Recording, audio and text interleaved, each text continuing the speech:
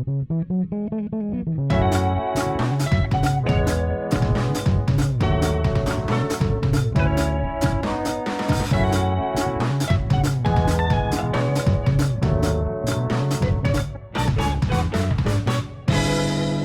came and duppied me, fam. Alright, sweet.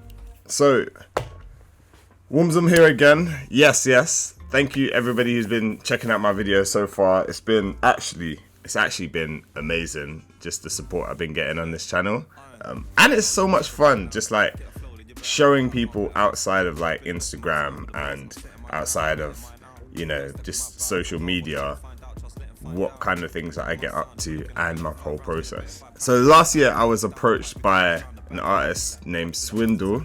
Actually an artist who I've been following actually for quite a number of years. Listen, in terms of like UK black music, all types of it, so like reggae, freaking dub, freaking R&B, freaking hip hop sounds, like this is your guy. He can do everything and he does it to such a high level.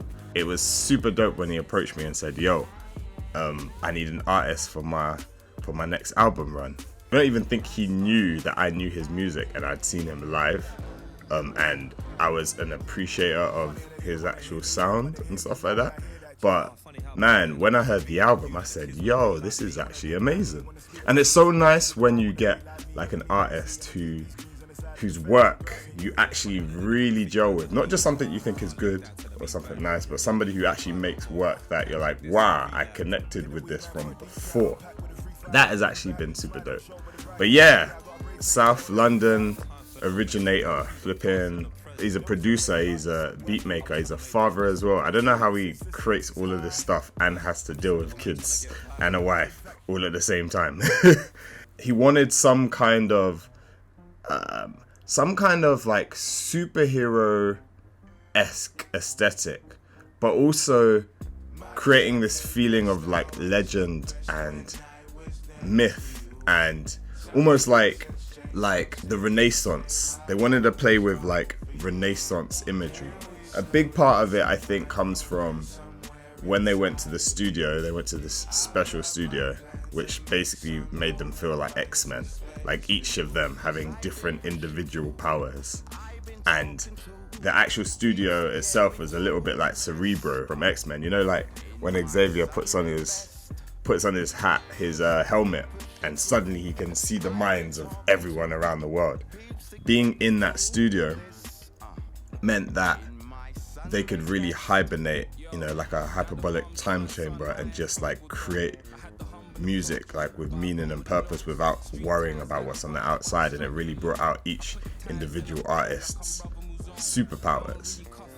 So what, you had like Green Tea Peng, you had Koji Radical, you had freaking Loyal Kana, you had Daily was freaking on the track. Man, I ain't heard from Daily in a minute. Where you been, Daily? Where you been at? Freaking Joy Crooks on the record. Who else? Flipping Junior Williams. I mean, I'm just mentioning all the people on the front cover, but yeah. Gets freaking Akala. There's some UK heavyweights on this record, you know. It's actually jokes. Nux is on it. Yo, Nux actually put in work on this album. I'm actually kind of gassed for him. Maverick Saber, Poppy Judah, flipping Joe Culpepper. Fam, there was an argument about who was supposed to be which X-Men, who was supposed to have what powers. I think Poppy and Joe were like arguing over Wolverine. Everyone wants to be Wolverine because ain't nobody want to be Cyclops. Let's be real with that. Nobody wants to be Cyclops. One of the important ingredients for this was that we wanted there to be some kind of myth. When we were talking about it, we were juggling the idea of like Greek mythology. Like what kind of visual aesthetic would work well with the idea of bringing music from the heavens. And we thought of like Mount Olympus and all the Greek gods and goddesses and all their different individual stories. Who'd have thought that like Greek mythology, Renaissance and X-Men would all just blend so well together? And for me, I was just gassed because I got to like freaking make like dope characters from artists who I already appreciated. I don't know, this project was super dope. I was like, finally I get to like work with music and make superhero aesthetic characters, you know, really dynamic, like actions coming together. Yeah, it was good, man. It was good. And we spoke over lockdown. It was just like Avengers Assemble. I think that's the mantra of this album. It was like Swindle is Professor Xavier, and he brought together the freaking super-powered human musicians. Yeah, literally Avengers Assemble. It felt like Infinity War, but with different musicians.